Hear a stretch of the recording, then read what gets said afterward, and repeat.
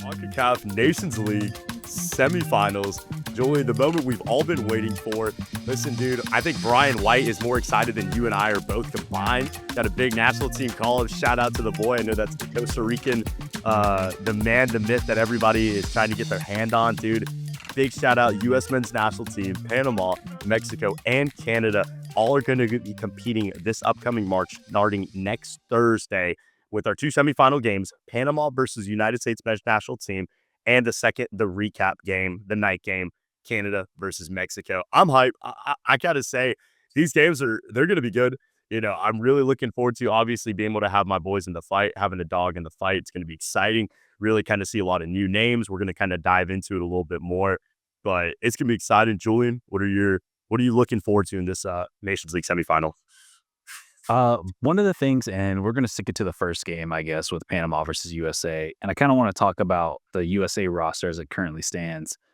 The one thing I'm interested in is obviously with Balogun and Pepe out due to injuries, it really starts to show how thin that center forward position is for the United States, to where the point, like you mentioned, they're calling up Brian White, which, look, man, Oh, no disrespect to Brian White.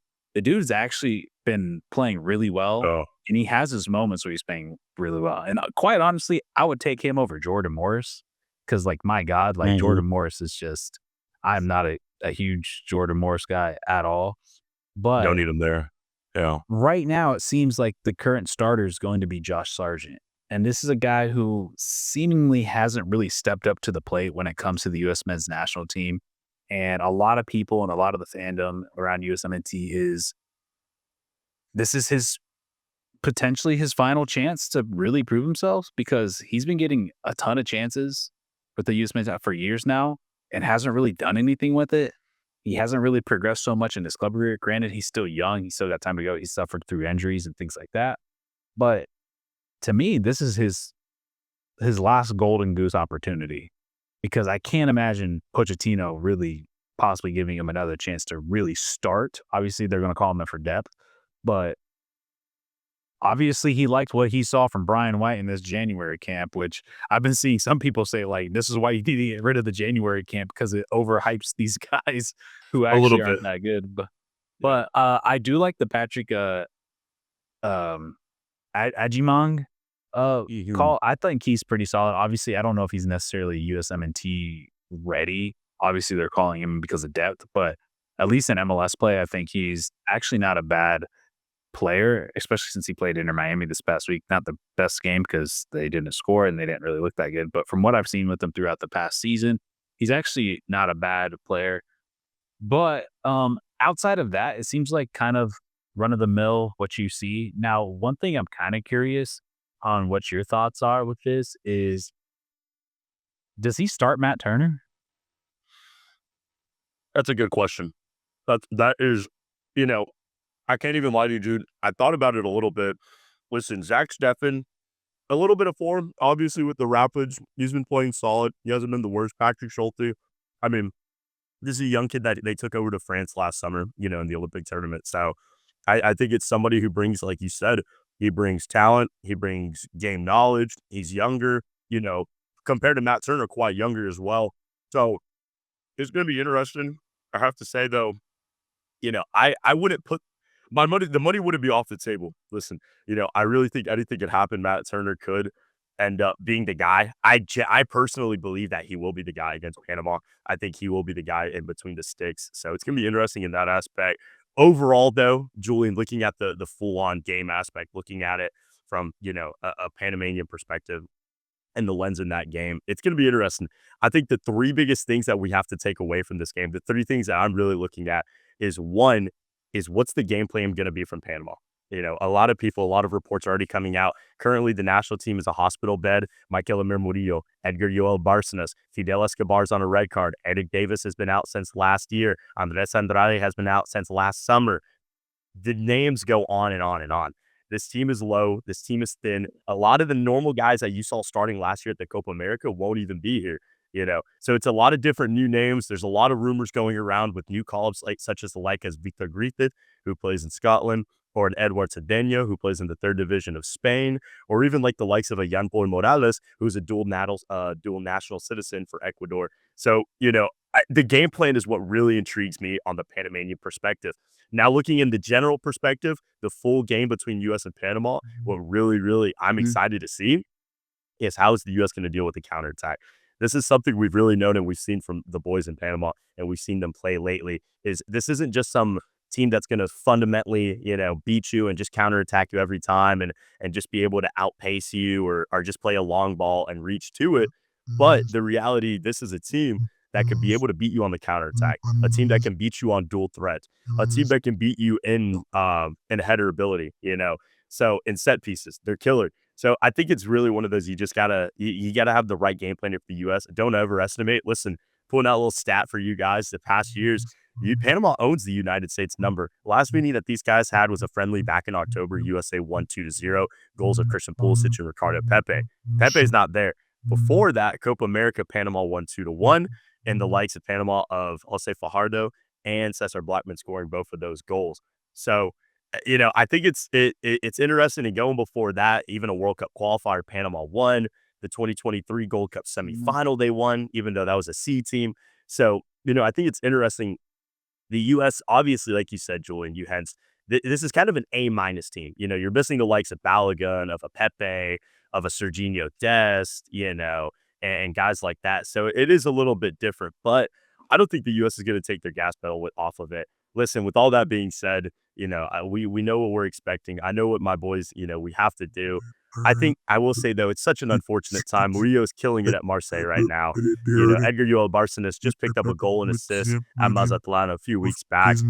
So to see these types of guys pick up injuries just before a big game, and a big tournament for us, it's going to be tough. Listen, I think we've always said this, and I've said this as well as a supporter. The goal was never to win Nations League. The goal was to never peak at this moment. It's always to qualify to the World Cup and be competitive at the 2026 World Cup. That's always the goal, looking at it in the Panamanian perspective. So I think it's interesting and it's different in that way to see how they handle the game, see what Thomas Christensen's going to bring to the table. I think it's interesting. I think it's going to be a different style. But listen, just to wrap it real quick though, for that game, if I had to give you a prediction, I hate to say it, I really do, but very similar to like a reporter back in the Panamanian media had said, the only way potentially Panama could win is off of an error or off of a mistake, a given penalty, last second, a red card. Christian Pulisic gets, upset and he throws a punch at Coco Carrasquilla, something like that, in some sort of way. Almost kind of an opportunity is given again. I think the boys can do it. I don't doubt him.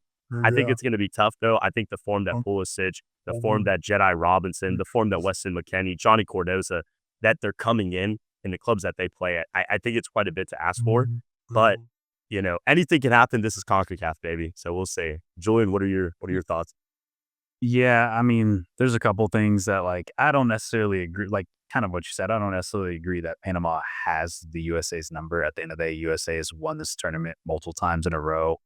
And kind of what you said just now at the end, the only times they've won is due to USA making Panama either making I bet USA making a mistake, getting that red card in Copa America, and then also that Gold Cup. You kind of look at that and you're like, I mean, that was like an MLS All Star squad. But in terms of at least the full strength USA team, I think usually, even though you're running out with Josh Sargent and not necessarily your starting striker, which you'd probably like to either have Pepe or Balogun, at the end of the day, kind of what you said was that this USA team is just running in super hot.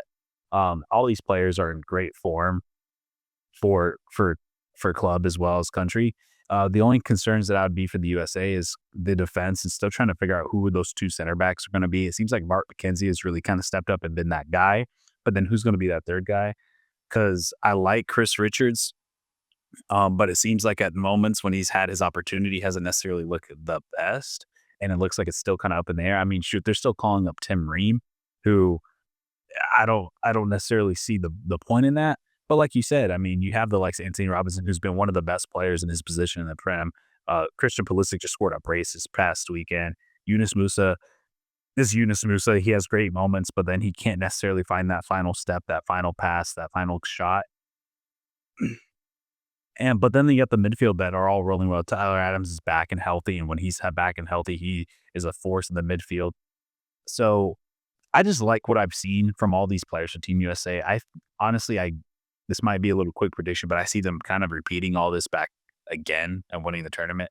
But yeah, I think Panama's going to have a hard chance. I don't necessarily agree with you in the sense of like Panama on the counterattack. I don't necessarily think Panama has the most speed right now, currently, but I do think that, and also not a lethal goal scorer still to this day. I mean, hopefully you guys can find one. I'm hoping you guys can, maybe in this tournament, a guy could shine and stick out and do something. But I just think the USA is just too good right now. The only and then also I said about the defenders not necessarily being as sturdy as the attack or the midfield. Also the goalkeeper situation, like I basically bring up. But even though Matt Turner hasn't been getting consistent play, it seems like with Team USA he's always good enough for the most part.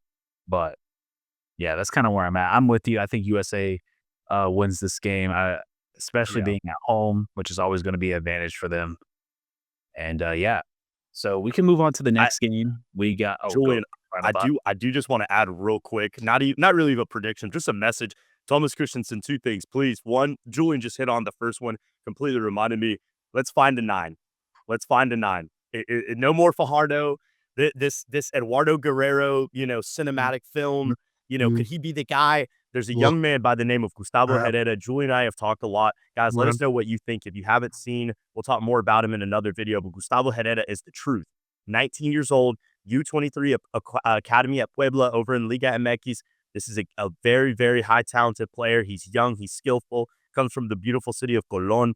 I think he brings a lot to the table. Reminds a lot of people of Matador Tejada, the style he is, the physicality, the way he plays. Please, Thomas, play that. And second all, do not play this type of ball of where you have to fit players. I know Eric Davis is out, and we always like to put Yoel Barcenas or Pomita back. Start Omar Trucho Valencia. I understand that, Carlos Harvey's played center back at times, and, other guys could play that role for Fidel or for Andrade. Don't do that. Call up Martin Krug. Call up the young kid. Call up these kids. I understand that Anibal Godoy was that guy years ago. That's okay. He's still not that guy. Let's get Victor Griffith, Fulo Martinez more minutes. Listen, we need to expedite this team. And Julie and I have talked about this for millions and millions of years. I think many Panamanian fans, and we're kind of getting to that point, and I'll be real with you guys. Not that we're getting upset with Thomas. We love him to death, but there's this kind of this almost, and I can speak on me personally, is there's just like it seems like a lack of, I'm trying to think of the right word, a lack of almost like of ideas. How are we going to put this guy? How are we going to utilize him? How are we going to play that? It just almost kind of seems like the same nonchalant. Let's get that guy. He plays. He does this. And many people have said this. I don't believe this, but many people have said this out there. Panama's already hit their peak. I don't believe that for a second. They need to go out there and they need to prove that next week and put on a show. That may not even be winning the game, but putting on a show, putting up a fight, scoring a couple goals, battling, going to overtime. You know what I mean? Showing that you can do something and not just get mollywopped on. And that's the reality. Yeah. That's all I'll say. So Yeah, and yeah, I think and kind of like what people are saying, what you're saying is just like I get like I mean, Christian's been there for a while now, and it's time to start. Maybe not right now because you're leading into the World Cup, but post World Cup, I think it's going to be time to really start thinking about. Even though he's done a great job, every great manager gets to an end where it's like you need fresh ideas. It's starting to get stale, starting to do the same thing over and over again, not really agreed. making much progress. I mean, just like with any team and any coach, is sometimes you need that guy to get you where you need to be, but then you need the next guy to help put you over the Yeah. edge. And I think Christensen was that great guy to kickstart something with Panama, but it seems like it's getting to that point where you guys need to find that new guy who can now harness what he started and take it further. But like I said, that's going to be a video for another day. So let's get into the Mexico Canada Yeah. game. And Mm. yeah, I'll say with this game, I have a hard time picking one who's going to win this game. I think it's going to be a really entertaining game. One thing I'm really curious to see with this Mexico game is I want to see if they change this lineup a little bit because I've been hearing people talk about it, and I kind of want to see it too. Is I think you try the two forward system right now your two best players for Mexico are strikers. Do you really want to leave off one of your best players on the national team off the field? Yeah. And I get that's not a system they're necessarily used to, but I think you got to find a way to put Raul Jimenez and Santi Jimenez on the same on at the same time. I think you have to do it because and just try to figure out how make it work from there. I don't know what your thoughts are on that, but that's something Mhm. that's kind of come to my mind recently. And I'm like, these are your two best players. They're both in great form. Yeah. Santi, I still think he's in decent form right now. Raul, who's kind of revived his career in a sense. But what do you think of like Mexico potentially? I don't know if the coach does it, but the idea of at least a two striker system with them. That's a good question, dude. Listen, I'm gonna be real to answer it. The first part, no, I don't think he's gonna do it. Vasco Aguirre, Julian, you and I both know this is I don't unk think he's going to status do it right here, either. man. Yeah, this is unk ball. This is unk status. This is old school Liga MX. I'm talking about he's gonna pull up the 2011 Gold Cup roster. Hey, Memote, I need you back out there. Chicharito. I think at the end of the day, I just don't think Vasco Aguirre has I don't wanna say not the knowledge. He's got the knowledge for sure, but he doesn't have the right technique to be able to pull that off. I think it could happen, like you said. He's not flexible. He's not, and I agree with you, dude. I'd really like to shout, like you said, about the roster. How is that gonna kinda update? How is that gonna look? Listen, Chino Huerta made the move, as we know, a couple months ago, and to give it to the Mexican Put national him at team, right mid. I put say him at put right him at right mid Put him at right next mid, to put him at a right wing. You could kinda have that 4-4-2 in a way, but you could use both him, yeah. and if I'm not wrong, on the left side, it is, they could pull Julian Quinones potentially as well, or I don't know if they'd wanna bench him, but think about it, you could have both of those guys. There's your support beam for the up top, down, help out in the midfield as well. So I think, it's an interesting matchup, like you said, Julian, in the aspect of Canada. Canada's coming in hot, man. Listen, Jonathan David, one of the top goal scorers. We're gonna see tomorrow how Lille, how his club does and how he does. But this guy's on hot form, man. Not just for his club, but for his country as well. He's been really, really tearing it up right now for the Canadian men's national team. Alfonso Davies just scored yet another goal today for Bayern Munich. So the team is coming in hot. And obviously, we know the likes of them, Stefan Estaquiao, Jonathan Osorio will be called up, you know, and Ali Ahmed, who's been playing quite well for Vancouver Whitecaps. It's going to be interesting to see this Canadian team that we saw last summer, how they gelled so well, how they built well, how many people right now are saying this is the best pound for pound team in CONCACAF right now. My only thing to that statement, to those people saying that, listen, if Canada wins this CONCACAF Nations League, Julian, you can't disagree. You can't disagree. Oh, yeah, And they got the trophy, but you can't say it that's now true. until you You can't. win. You gotta win. USA has won this, Yeah. 4 years in a row, 3 years in a row? Three. Yeah. How can you say they're pound for pound the best team like, you gotta win. You Now it's time to you put you up or shut up. you You gotta do it. You Get it. yeah, you can't just say the Copa America semifinal run, which is great, incredible. Nobody's taken away. I mean, a fourth place finish is awesome, but you still can't say, "Oh, we did that. We're the best now." Listen, I think they are past Mexico. I think they've already shown it. They beat them in the past World Cup qualifiers. They've beaten them in a couple Nations League, so it's a little bit different with them in Mexico. But that comparison, the U.S. men's national team, great. They got the big win. I want to say it was last September, October against the U.S. men's national team in a friendly game, 2-1. But that's a friendly, like you said. I think right now for Canada, I think if they really want to do this, Jesse Marsh he's been talking a lot. He's been getting the guys hyped up. I think that locker room. I don't think they're short of motivation. Comparing it to a 2023 run when they beat Panama in the semifinal to make the final against the U.S. men's national team, I think there was kind of a lack of I don't want to say a motivation, but a lack of drive, a kind of a lack of, John Herdman was kind of running out of ideas. This was after the World Cup where they just got mollywopped by most teams, and they got spanked by Croatia. And it was kind of like, well, what are we going to look at? What are we trying to do? And Herdman seemed to have the right motives, but it just wasn't there. I think Herdman's got these guys, or not Herdman. I think Marsh has these guys in the right path. I think they're looking good. Just listen, my quick prediction. I think the boys they're coming in hot. I think the Maple Leafs I think they're excited, man. I think Jesse Marsh has the guys in the right position.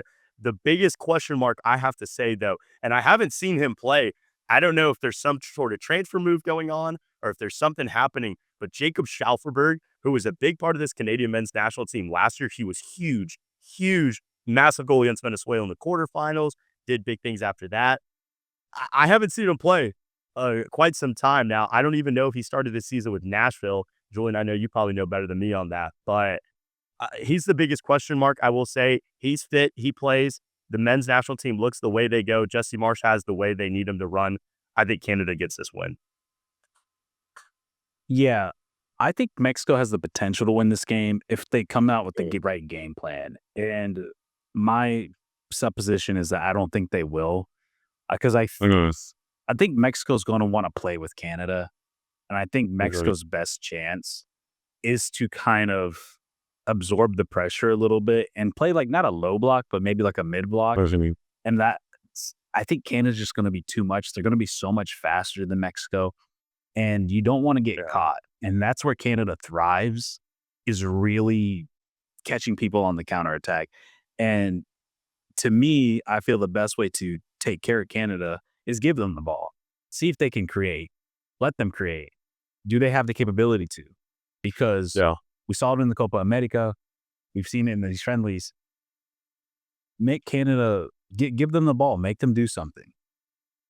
And I don't know if Mexico's going to do that. Like you said, I'm not sure if Aguirre is going to kind of pull out that tactical formation, because in their mind, they think they're pound for pound better than Canada. And I don't necessarily agree with that right now. And like I said, and I agree with you, I don't think they're going. I think the two striker system is the best thing. I mean, these are your two best players. Why not have them both find a way to get them both on the field? And like you said, I think he's going to be tactically stubborn and not do that. But I don't know. I'm going to go with Canada here. I think Canada, they just seem to know what they want to do and what they're doing. I feel like Jesse Marsh has really rallied the boys well. I feel like Mexico are on the right path, but they're not necessarily there and cohesive yet. It feels like they're still trying to figure it out. Yeah. So I'm going to go Canada here. I think Mexico still does have a chance. I'm curious. This game, I'm really curious to see. So yeah, but yeah, I think that's it for. Let's do a little bit of finals predictions. Who's lifting the trophy?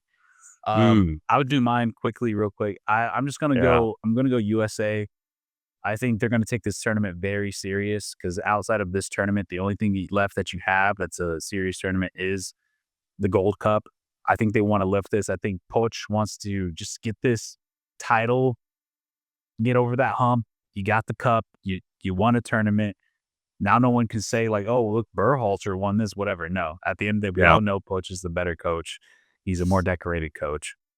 Get the trophy. They just seem the most deep. I feel like you can put up a couple different lineups with this USA squad and they'll still be able to get it done. There's still some question marks I have with Canada and the creativity aspect. So yeah, I'm going to go USA here. Honestly, Julian, kind of just thinking about it, it reminded me, I know a lot of us, we're not a political channel, we don't get political on here, but the geopolitical tension with the U.S. men's national team in Canada, listen, I think that'll make for an incredible final. I think that will be spectacular. I think that's fireworks, dude. Los Angeles, nighttime, showcast, Sunday night, Canada, Alphonso Davies, Tejan Buchanan, Stefan Estacio. I mean, dude, let's be real.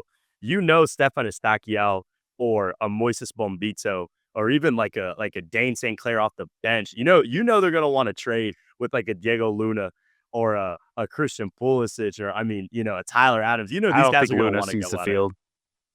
I don't think Luna sees the field. Maybe he may not see the field, but he might see the cage with Tejan Buchanan, man, after the game. That's all I know. Like this is a guy. It's gonna be interesting though.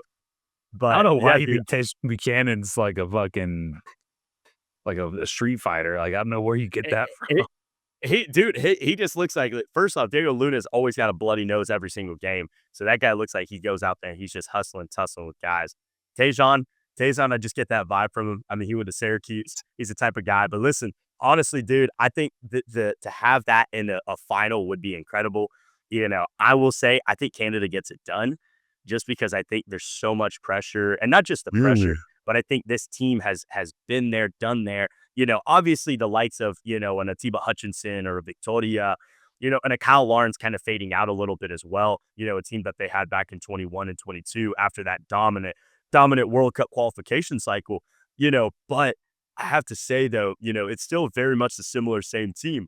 And now you're just bringing up different guys with an Ali Ahmed, a Liam Miller, a Jacob Schaufelberg, who are I starting think to they're a kind of lot. I think grow they're a into the lot roles. deeper now than they were going Yeah, into that World Cup. They're definitely a lot yeah. deeper. So They found it some is more talent. interesting. Exactly. So we got to see. I think, listen, I'm be real. I think it's a midfield battle. That is a box to box battle. Whoever can win that midfield battle between those two teams. And personally, I just have to have my money on Ismail Kone and Stefan Estaquiao.